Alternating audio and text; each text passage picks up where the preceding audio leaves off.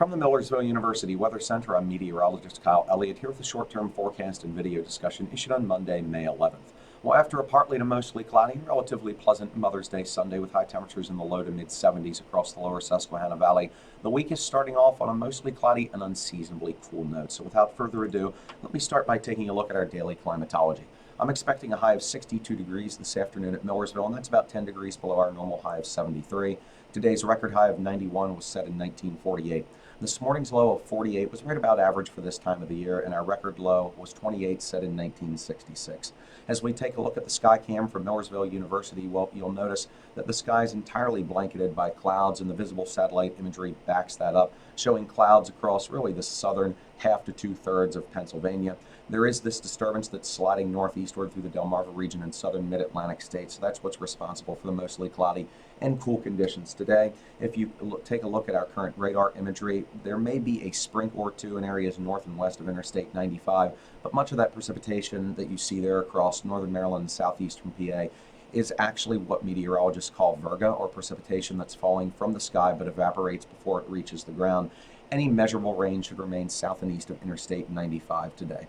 As we take a look at the European model for 8 p.m. this evening, you'll notice this Canadian high-pressure system over the Great Lakes region. That's going to be settling into the Commonwealth later tonight into Tuesday. So with that being said, skies will clear this evening, and it's going to be a chilly night tonight. Low temperatures will end up in the mid to upper 30s in the most rural areas and outlying spots of the lower Susquehanna Valley.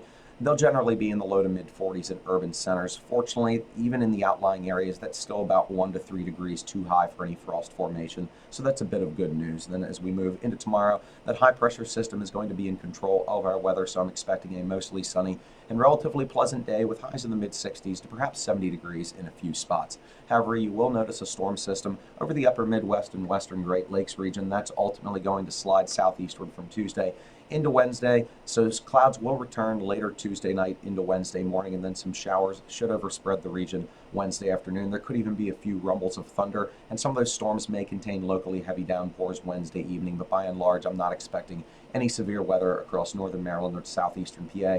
In areas west of the Appalachians, there could be a few storms that contain locally damaging winds Wednesday afternoon and evening, but I think the threat is much lower east of the Appalachian front. So as we take a look at the short-term campus weather service forecast, turning out mainly clear and cold tonight with a low of 40, mostly sunny and pleasant on Tuesday, high 68, and then mostly cloudy and breezy on Wednesday with afternoon showers and perhaps a few thunderstorms Wednesday evening, high 68. Well, that'll do it for this edition of the short-term forecast. Tune back in next Monday for the latest edition. Until then, remember to grab a light jacket or sweatshirt out there if you have any plans today, and even tomorrow morning it is going to be chilly by mid-May standards.